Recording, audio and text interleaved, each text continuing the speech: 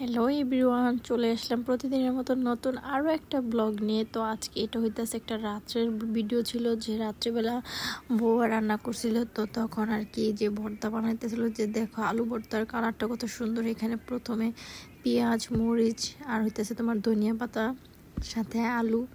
দেখো এখানে আলু ভর্তাটা কত সুন্দর লাগতেছে কালারগুলা। তো দেখতে যত সুন্দর লাগতেছে, খেতেও কিন্তু খুব ভালো লাগতেছিল। এই তো এখন আমার আলু ভর্তাটা সুন্দর করে বানানো হয়েছে। তো এটা আমি এক পাশে রাখবো, আর ওই পাশে আর অন্য যে ভর্তাগুলো করব ওই ভর্তাগুলো ওই পাশে রাখবো। তো এখন এই তো এটা হইতেছে আলু ভর্তা। সরষের তেলটা যেন একটু বেশি হলুদ হয়েছে।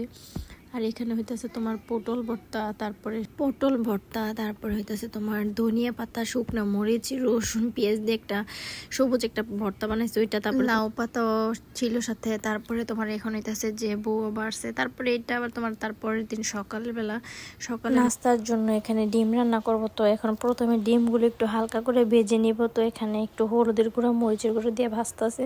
তারপরে এটা আবার তোমার একটু শাক রান্না করছে। এটা হইতেছে তোমার পাঁচমিশালি শাক, সব পদের পাতা দিয়ে আর কি রান্না করা হয়েছে।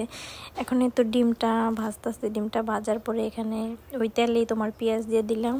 পেঁয়াজ দেওয়ার পরে তারপরে একটু ভালো করে ভাজা করব। তো ডিমের পাশেই পেঁয়াজগুলো কেটে রাখছিল। তো এখান থেকে পেঁয়াজগুলো দিতেছে, যেহেতু পেঁয়াজ দিয়ে রান্না করব। পেঁয়াজ আর আলু, পেঁয়াজের মতো করে আলুগুলো কাটবো, তারপর ওইটা দিয়ে আর কি রান্না করব। তো এখন প্রথমে পেঁয়াজগুলি ভাজা করতেছে। গাইস, আজকে কিন্তু আমাদের সকালে নাস্তার মধ্যে রান্না করা হলো যে ডিমের তরকারি, আর হইতেছে তোমার শাক আর ডাল। এই তো এখন এই তো পেঁয়াজের সাথে ঝুরি করা কাটা আলুগুলো দিয়ে দিলাম। এখন আলু আর পেঁয়াজ দুটো একসাথে ভাজা করব। আমরা কিন্তু ডিম রান্না করার সময় এইভাবে আলুটো পেঁয়াজের সাথে ভেজে রান্না করি। আর তোমাদের বাসায় ডিম রান্নার রেসিপিটা কীভাবে করো সেটাও আমাদেরকে কমেন্ট করে জানাবে। এই তো এখন এই আলু আর পেঁয়াজের মধ্যে পরিমাণ মতো হলুদের গুঁড়ো দিয়ে দিব। হলুদের গুঁড়ো, তারপরে তোমার মরিচ, ধনিয়া, জিরা। আমরা কিন্তু সব তরকারির মধ্যে ধনিয়া গুঁড়ো দিই, কারণ ধনিয়ার গন্ধটা আমরা অনেক পছন্দ করি। তোমরা কিভাবে ডিম তরকারি রান্না করো আমাদের কমেন্ট করে জানাবে। এই তো এখন আবার একটু সামান্য পরিমাণ মরিচের গুঁড়ো দিয়ে দিতেছি। এখন এগুলো ভালো করে দিয়ে একটু নাড়াচাড়া করব। এটা এইভাবেই আর কি আমরা আজকে তরকারিটা কষাবো।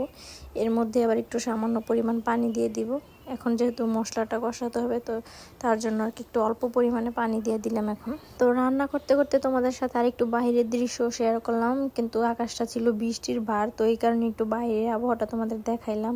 তো এইদিকে এখন আবার যে পানিটা দিছিলাম, পানি এর মধ্যে আর কি ডিমগুলো দিয়ে দিব, কারণ ডিমটা তো হালকায় ভেজেছি যেহেতু। এখন এই পানির মধ্যে দিয়ে দিলে পানিটার সাথে সাথে সিদ্ধ হয়ে যাবে আলু, পেঁয়াজ, ডিম একসাথে। এখন এই তো সবগুলো ঢেলে দিলাম। আজকে কয়েকদিন যাবত কিন্তু তোমার নিম্নচাপের মতোই হইতাছে, গুড়ি বৃষ্টি পড়তেছে, কখনো সকালে কখনো দুপুরে, মানে কোনো ঠিক নেই। সবকিছু মিলিয়ে কিন্তু আজকে 3-4 দিন ধরে যে ওয়েদারটা আছে, মানে এটা খুবই ভালো লাগতেছে। ঠান্ডায় মানে গরমটা খুবই কম লাগতেছে। তো এদিকে কিন্তু আমাদের তরকারিটাও হয়ে গিয়েছে। তো এখন আবার রাফসান খেতে বসেছে দুপুরবেলা। রাফসানের জন্য ছোট ফুপি আর কি মুরগি ভাজে, তারপর হইতেছে তোমার মাছ ভাজা, তারপর হইতেছে মাছ ভুনা। আজকে তো রাফসান যায় নাই, তো রাফসানের জন্য তার ফুপি আবার সবকিছু পাঠাই দিছে। তো দেখতে ব্লগটা প্রায় শেষ পর্যায়ে এসে পড়েছে। তো তোমাদের কাছে আমার এই ছোট মিনি ব্লগটা কেমন লাগছে অবশ্যই কমেন্ট করে জানাবে, আর একটা লাইক সাবস্ক্রাইবও করে যাবে কিন্তু। তো নেক্সট ব্লগে আবার দেখা হবে। তো আল্লাহ হাফেজ।